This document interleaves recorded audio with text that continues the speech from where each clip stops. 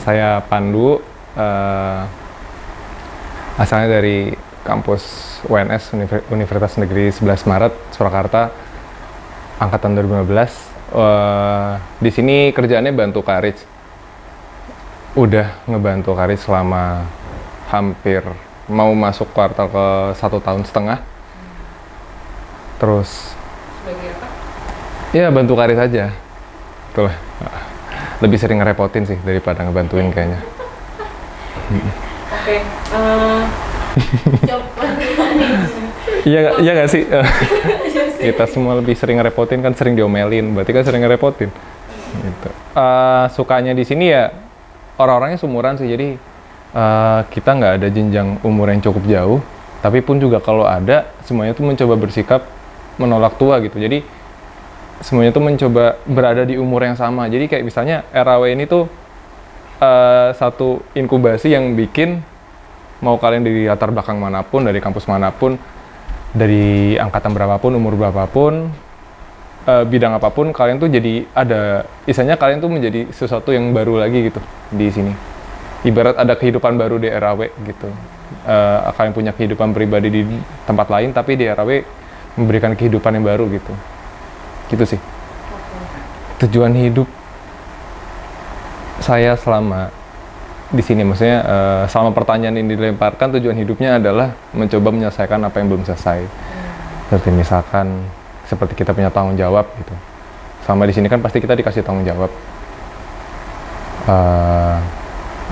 Dan juga misalkan kayak ada titipan dari orang tua atau apa, atau dari orang-orang yang sayang sama kita, itu kita dikasih tanggung jawab, kita dikasih persoalan ya.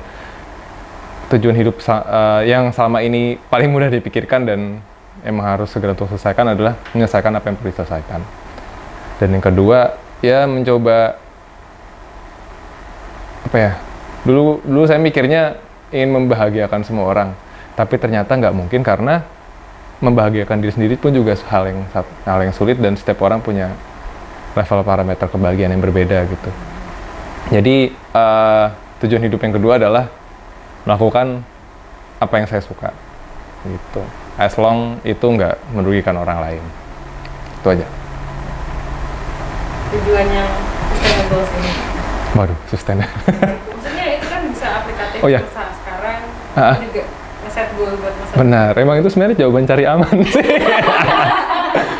Iya, itu jawaban paling cari aman sebenarnya. Iya sih ya. Kalau mau jawaban jujurnya mah ya pengennya kaya nggak sih? Nggak sih, iya. biar hidupnya lebih enak. Iya, walaupun munafik sih kalau kata orang, enggak kebagian, nggak butuh uang, enggak. Gitu. Even the rich pun juga butuh duit gitu buat bahagia, ya kan. Tuh. Pertama kali kenal Rich itu dulu saya pernah ikut ada kompetisi, semacam kompetisi pameran terbuka untuk presentasi karya tugas akhir. Itu dulu di Galeri Nasional. Saya sempat ada kesempatan buat presentasi tugas akhir, dan kebetulan Reza sebagai panelis saat itu gitu.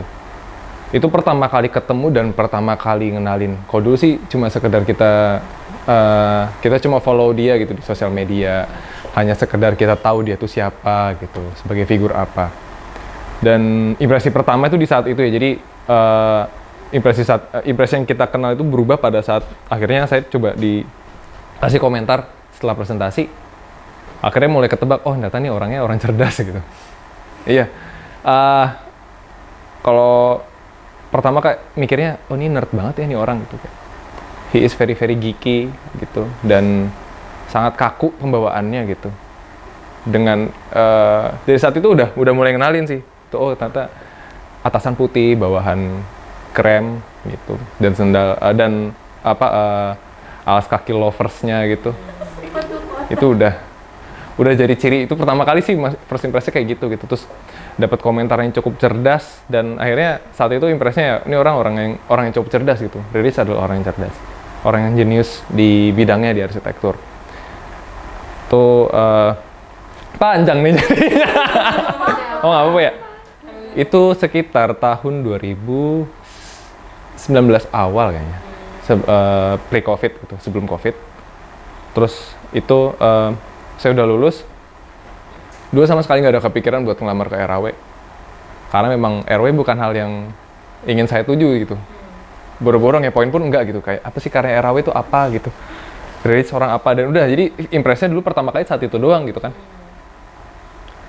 Terus akhirnya wisuda di bulan Februari 2020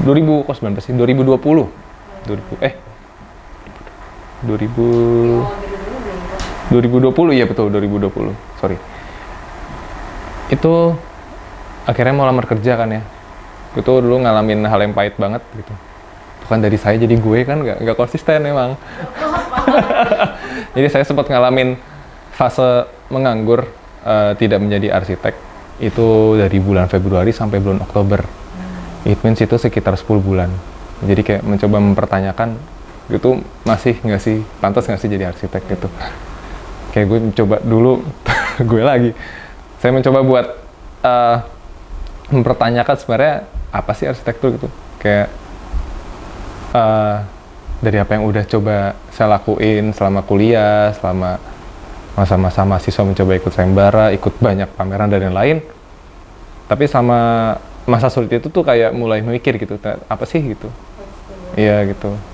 Tapi saat itu nggak kepikiran sama sekali, Rich, RAW gitu. Jadi emang nggak ada, istilahnya kalau anak-anak baru fresh graduate gitu kan, kita kan masih punya idealisnya sendiri-sendiri gitu. Kita kayak punya gengsi gitu buat ingin daftar di geng-geng hitam gitu misalnya, atau pengen ngelamarnya kayak yang Bintaro-Bintaro gitu. Jadi kayak the most 5 tier awal tuh nggak ada RAW, 10 awal tuh juga nggak ada. Sampai pada akhirnya hopeless gitu kan. Akhirnya kepikiran buat, ini coba dulu deh gitu. Akhirnya di bulan Oktober, itu pas banget momen-momen dimana saya kayak nggak jadi arsitek lah gitu. Tiba-tiba Rere nge-story di IG-nya gitu. Itu jam 8 pagi, dia nge-story pakai snapgram, dia nge-snapgram proyek Gria Sutra apa kalau nggak salah. Ini tuh yang aku apply juga deh. Oh iya ya? Tapi itu aku di kontaknya 2 bulan sekarang. Oh alah. Itu aku barengan sama Rian sama Vina pokoknya. Itu jam 8 pagi, isi story-nya begini. Simple banget. Cuma jadi belakang itu latar proyek Gria Sutra yang belum selesai. Dia tulisannya gini, Arjen, penting.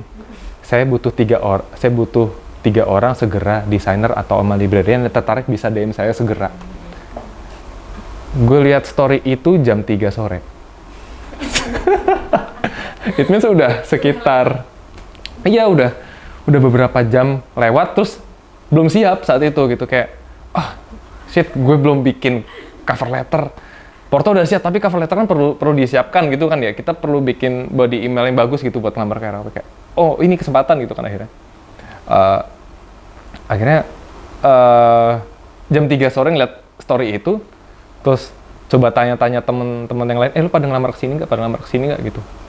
Oh, enggak nih, itu akhirnya pada nyiapin semua, terus jam 4 sore gue liat lagi story-nya, ternyata udah nggak ada, gitu. Itu kayak gambling banget, kayak, udahlah gitu, tapi niat saya kan sebenarnya nggak ada, kayaknya nggak deh, RAW nggak deh, gitu, karena emang nggak ngelirik sama sekali, gitu. Akhirnya nekat, gitu. Akhirnya nyoba DM. Pagi Pak Rich, saya mau tanya, ini saya sempat ngeliat story-nya, untungnya sempat nge-screenshot gitu kan. Saya story-nya gitu. Tahu dari mana? Tolong, Jadi netizen nih, cepet. ini masih bisa nggak? Gitu kan. Aku tuh DM-nya tuh pasrah banget. Saya udah lama nggak ini, tapi saya mau coba buka kesempatan di sini gitu. Oh ya, halo Pandu, salam kenal ya gitu. Yang tadinya impress awal itu dia tuh nerd geeky banget, itu berubah turns out akhirnya dia ramah banget. Gitu. Di situ sih kayak itu impress kedua, enggak pokoknya kayak ini perubahan impressnya gitu ya. Dia ngasih kesempatan buat ini kamu nggak usah kirim ke email, kirim aja ke nomor ini. Dengan itu tuh nomornya Bu Yudit gitu. Terus akhirnya coba kontak-kontakan ke Bu Yudit, ngirim portonya lewat situ. Itu hari Kamis ya, jadi lupa tanggal berapa, kalau nggak salah tanggal 7 Oktober gitu. Ini nggak apa-apa, lanjut. Jadi sekitar 7 Oktober tuh hari Kamis kalau nggak salah ya. Terus 8 Oktobernya tiba-tiba dibales gitu sama Kak Ali dulu. Karena kan udah associate ya. Halo Pandu, kita interview dulu ya sebentar. Jadi kayak fast interview gitu by phone. Ngobrol cepet. Terus akhirnya di ending ditanya, lu bisa mulai kapan? Gitu. Kalau Sabtu masuk saya bisa mulai. Jawab kayak gitu kan. Karena emang butuh banget gitu. Gue tuh bayangin 10 bulan tuh mencoba cari hal-hal lain gitu. Gitu. Ini kenapa cerita panjang, soalnya ini penting nanti bridgingnya ketemu Karis tuh ngomongin ini juga pada akhirnya. Dulu gue jawab kayak apa? Saya coba jawab kayak gitu. Jadi kalau emang Sabtu masuk saya bisa masuk besok gitu. Padahal posisi lagi di Bogor. Oh gitu, ya udah oke. Terus akhirnya udah selesai terus alhamdulillahnya keterima gitu kan. Jadi bisa mulai dan hari paling cepetnya Senin. Jadi gue start hari Senin gitu. Hari Senin juga saat itu ketemu Rich. Terus nah ini hal yang gak akan pernah dilupain sih. Jadi pagi-pagi itu saya datang jam 7 pagi gitu. Karena kan nggak tahu ya mulai kantor jam berapa. Ternyata itu kepagian dong. Gitu. Itu kepagian gitu dan ternyata nggak ada orang. Dan semua orang ternyata semua orang tuh ketipu gitu sama alamat RAW yang datangnya ke Aries kan. Tuh, hampir banyak semua orang ketipu dan gue juga ketipu gitu ke sana datangnya ternyata bukan. Akhirnya ke sini dan juga bingung gitu mana sih pintu depannya gitu kan. Jadi selain impress sama si Rich tapi impress sama rumahnya juga ngebingungin gitu. Mana pintu depannya? Nungguinnya di depan garasi jam 7 kurang gitu. Terus akhirnya diarahin ketemu Pak Yono gitu. Jadi orang pertama kali ketemu tuh Pak Yono. Terus akhirnya diarahin ke situ Mas, ke situ akhirnya kalau pintu yang kita biasa lewat.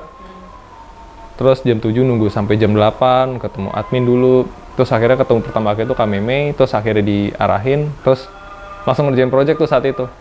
Terus akhirnya jam 10 ketemu sama Rich gitu. Terus ngobrol di living, dia nanya gitu. Ya biasalah kalau anak-anak baru gitu kan diajak gimana kabar dari mana gitu kayak catch up awal pertama kali. Dia ngomong gini, saya udah lihat portonya gitu. Tapi saya pikir udah cukup cerita portofolio ya nggak sih gitu. Saya juga selalu nanya ke orang-orang, anak-anak yang baru masuk kuliah juga, anak-anak yang baru masuk RAW itu juga cerita tentang pengalaman kuliahnya. Nah yang pengen saya tanya bukan itu, tapi pengen saya tanya, kamu nganggur ngapain aja? itu gokil sih, maksudnya saya tuh ngerasain yang kayak, wah gokil, gue suruh cerita, gue nganggur ngapain? Ya itu yang tadi gue cerita, ya kayak udah nggak ada harapan sama sekali dari arsitektur pada awalnya gitu. Jadi ya makanya dari semenjak awal itu yang sampai sekarang gue membentuk diri gue jadi gue bentuk diri gue jadi orang yang ya udah gue apa yang gue keluarin pertama itu yang bakal gue lakuin. Jadi kayak nggak perlu pikir panjang, bukan berarti nggak dipikir ya, tapi jadi ya hal yang pertama adalah ya feeling grateful atas kesempatan yang udah dikasih, terutama gue diterima di sini di RAW gitu. Jadi ya sebenarnya 10 tahun tuh kayak gap banget gitu. Dia kayak timbul Rico gitu yang udah memulai dari awal padahal gue sangkatan gitu. Itu akhirnya impress saat itu adalah ini orang ternyata ramah banget ya gitu. Maksudnya itu tadi, jadi masuk RAW itu akan ada kehidupan baru di luar kehidupan yang biasa kita lakukan gitu. Akhirnya semua orang menjadi muda kembali gitu. Jadi kita kayak reborn gitu. Kayak ada rebirth di RAW. Mungkin R-nya itu kayak R itu reborn, bukan real rich tapi reborn architecture workshop. Tapi ya gitu. Ya buktinya kita manggil bos kita kan Kak ya, kan lucu ya. Gitu. Itu kayak hal yang unik gitu. Itu sih. Ya itu cerita panjang. Jadi panjang kan? Jadi kenal panjang. Jadi masa merasa 10 tahun. Ya sebenarnya aku tuh nggak mau ngomong karena nanti kalian jadi tahu aku tuh gimana gitu. Itu doang sih. Ini it's getting personal ya nggak sih? Tapi kewajakannya jadi hilang sih. Bukan kewajakan. Apa? Ya nggak sih? Jadi serius kan? Iya aku tuh. Kurang ajar gitu kan anak. Aku nggak mau serius. Gitu aja sih. Oke. Harapannya adalah ya ditunggu gerakan-gerakan yang lain sih. Sebenarnya dunia arsitektur itu asik, kayak gue kayak ngerti arsitektur banget ya. Enggak sih. Sebenarnya Iya loh. iya itu tadi ya. Enggak, soalnya ini kayak biar profesional nggak sih? Jadi mikirnya biar kayak mengenal udah deket banget gitu. Itu aja sih. Iya. Nominasi. Ekspektasi ini. Oke. Harapannya buat Kak Rich, asik. Tuh, nggak apa-apa ya lama ya, saya mikir ya. Nggak nyiapin soalnya. Nggak pedenya. Harapannya di luar sana itu ya, sebangsa firma-firma arsitektur di luar sana, istilahnya penggiat-penggiat arsitektur lah, nggak cuma firma, tapi yang ada yang bergerak di bidang desain, ada yang bergerak di bidang kepenulisan, di bidang akademisi arsitektur. Semua tuh menunggu gerakannya, gebrakan-gebrakan baru yang bakal dilakuin sama Kak Rich gitu. Even kita pun yang di sini juga yang ngebantu beliau gitu, yang ngerepotin beliau juga kita menunggu gitu. Jadi nggak cuma sekedar kita dikenal sebagai jago kandang gitu, jagoan kandang meruya gitu. Jadi sebenarnya banyak orang yang menanti di luar sana lah gebrakan kita. Walaupun juga sebenarnya udah banyak gebrakan, kayak misalkan kita baru rilis buku, baru ada rilis project-project unik gitu. Tapi sebenarnya Kak Rich bisa ngelakuin lebih dari itu gitu. Dengan potensi yang dia punya, dengan kecerdasan yang dia punya, Kak Rich bisa melampaui itu semua gitu dibandingin yang lagi eksis sekarang gitu. Terus harapannya ya sebenarnya nggak tahu ya harapan, karena lebih ke apa sih kejutan selanjutnya gitu, RAW akan dibawa seperti apa gitu. Kantor-kantor lain kan kayak ada yang baru 20 tahun, 15 tahun itu kan punya pameran dan lain-lain gitu. Sebenarnya itu mungkin maksudnya ya, gebrakan-gebrakan yang tadi saya bilang ya. Apa sih misalnya momen-momen yang bakal mengguncang gitu. Momen yang bakal semua orang tuh Historical gitu. ya gitu, jadi ya monumental RAW gitu. Tapi kayaknya Rich bukan tipikal yang seperti itu gitu. Yes. Kelihatannya seperti itu sih. Tanpa Gitu. Itu harapannya ini aku bicara harapan serius dulu ya yang kayak gitu. Nanti ada yang bercandanya kok. Mungkin RAW bisa lebih besar, bisa lebih expand ke, mungkin ada RAW Bandung, mungkin ada, nggak tahu ya, mungkin karena ini juga nggak pernah dibicarain sih, jadi kita juga nggak tahu. Tapi harapannya adalah RAW mungkin bisa menjadi lebih besar lagi gitu, dengan nama yang lebih besar. Begitupun juga Pak Rich sendiri gitu, bisa menjadi orang yang menjadi besar, tapi juga dia nggak lupa sama gitu. Apa ya? Itu buat RAW, tapi kalau buat Pak Rich kayaknya nggak, jangan berubah deh. Kayaknya gitu nggak sih? Jadi kayak Kak Rich gitu aja deh. Gitu. Dia udah one of a kind lah gitu. Rarity-nya tinggi dan nggak ada orang yang akan melampaui dia gitu, karena dia akan terus tinggi gitu, dia akan terus cerdas, dia akan tetap, jadi biarkan rilis seperti itu gitu. Kalau menurutku ya, kalau memang mau improve ya oke, menjadi lebih baik gitu itu ya itu klasik lah. Cuma pesannya yang ditunggu adalah mungkin Kak Rich udah saatnya berganti baju. Jadi iya gitu, ditunggu banget nih Kak Rich pakai baju polkadot, atau Kak Rich pakai baju minimal baju hitam lah ya nggak sih, atau baju Deus gitu. Kak Rich pakai baju distro. Sebenarnya ditunggu banget gitu Kak Rich pakai baju yang selain putih, ya nggak sih? Kayak Apple TV kemarin disuruh. Iya gitu, giliran ada Apple TV aja ya. Giliran. Aduh, nah itu tuh. Tuh yang pertama baju, yang kedua please Kak Rich ganti sepatu. Iya sih. Tolong banget ya. Aku nggak tahu sepatu dia loh. Itu doang, dia tuh pakai loafers itu doang, nggak pernah ganti. Jadi please lah ganti gitu. Gue tuh pernah ya ke proyek dia pakai itu. Terus ke GI dia pakai itu gitu. Jadi kayak gitu. Ya enggak, tapi ya itu. Jadi enggak, nih sebenarnya paradoks aja sih gue bicara, karena jangan berubah. Dia udah keren. Dia udah one of a kind. Dia udah terbaik di in his prime sekarang. Happy birthday dear our beloved boss Riri Syarif. All the best.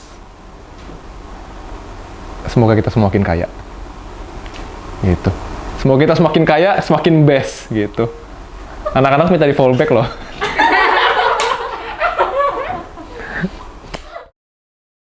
Pandu ini kita punya, Pandu ini kan dulu kan magang sama Pak Baskoro Tejo. juga sempat sama bekerja dengan Akbar ya sebelum masuk ke sini, dan itu kan prosesnya dia juga nggak mudah ya. Dia nganggurnya cukup lama gitu, hampir 1 tahun dulu ya buat sebelum masuk ke RAW gitu ya. Dan saya pikir saya pernah ketemu Pandu itu di pameran tugas akhir di Galeri Nasional. Dia bikin tempat sampah kayak gunung gitu. Waktu itu saya kasih komentar, ini dari segi master planning lah ya, aksis dan sebagainya, visibility GFA berapa dan sebagainya, berapa sampah yang mau di sini. Dan saya pikir Pandu pada waktu itu cuma narasinya itu tidak kayak kering gitu loh, project teknis gitu. Saya bilang ini novelty-nya itu di mana gitu. Saya tahu ini project tentang sampah, tapi kan nggak harus tentang sampah gitu kan. Jadi titik puitiknya itu di mana gitu. Jadi hal yang kayak gitu teknisnya tuh bagus banget. Nah, padahal gitu ya, sebenarnya Pandu setelah saya kenal tuh orangnya sangat romantis gitu ya, puitik juga gitu kan. Nah, berarti kan Pandu ini orangnya itu benar-benar bisa membaca situasi gitu. Jadi maksud saya dia itu bisa tahu orang apa yang dibicarakan sama Pandu bisa di dalam studio. Nah, yang menarik adalah pertama kali lu masuk ke sini, saya ajak ngobrol gitu ya. Saya ajak ngobrol. Yang saya ingat Pandu itu ngomongnya gini, ini one of the best ever sih. Dia paling ini, Gary Rich, saya merasa grateful ada di dalam studio ini gitu, karena di dalam studio ini saya mendapatkan kesempatan karena saya intinya itu bisa kembali berpraktek dan kemudian belajar kembali ke rel. Seseorang kayak Pandu ya itu kan udah pernah menang kompetisi, udah top lah ya, one of the best ya di antara 50 orang di Indonesia ya pada waktu pameran tugas akhir, 50-100 lah. Tapi kan untuk bisa merendahkan seperti itu kan tidak mudah ya. Dan dia feeling grateful itu is a starting point. Jadi pada waktu banyak orang yang ada di sini itu nggak banyak yang bisa feeling grateful. Kalau yang saya dalam pembicaraan saya secara langsung ya, banyak orangnya pengen membuktikan sesuatu, ini dan sebagainya. Tapi kalau feeling grateful is a starting gitu. Nah setelah itu dia nunjukin pace-nya dia sih. Jadi climb up itu cepet banget Pandu itu. Nggak nyampe setahun dia udah nailed it project itu banyak. Speednya kenceng. Hampir project yang ditangani itu terbangun gitu. Jadi itu salah satu orang yang pegangan karir sih dalam studio.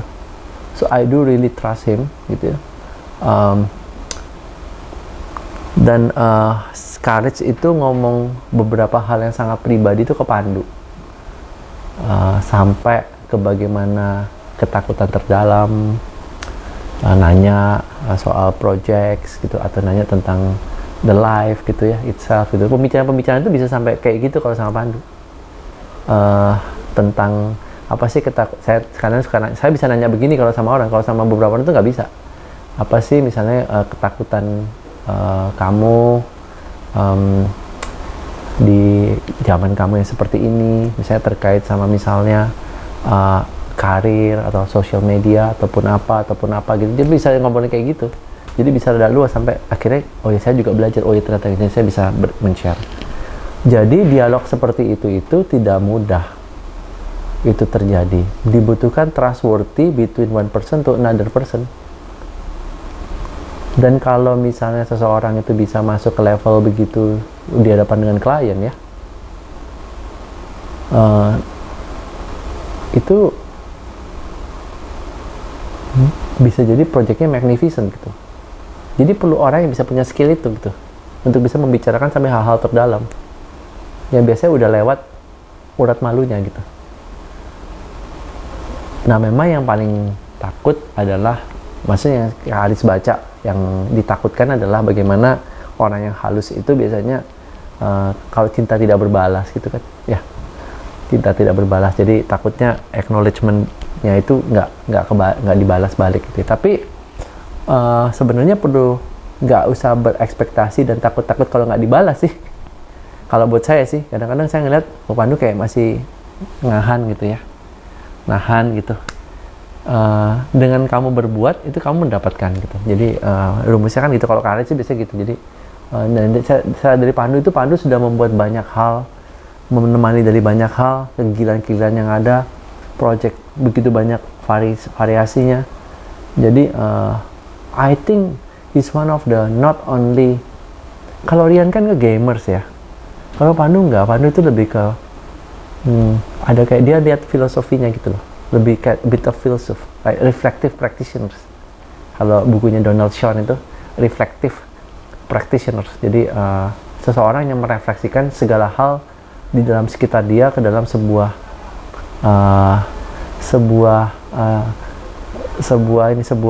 bukan cerita sih, tapi kayak dia bisa bikin permisalan gitu. Yang kayak jadinya tuh kita jadi memahami hidup itu lebih baik gitu. Dan dia melakukan itu gak cuma ke teman-temannya dan ke diri dia, tapi ke diri Courage juga. Kadang-kadang, gitu ya. Ini kalau buat Pandu sih, ya nanti Courage coba deh pakai baju polkadot ya.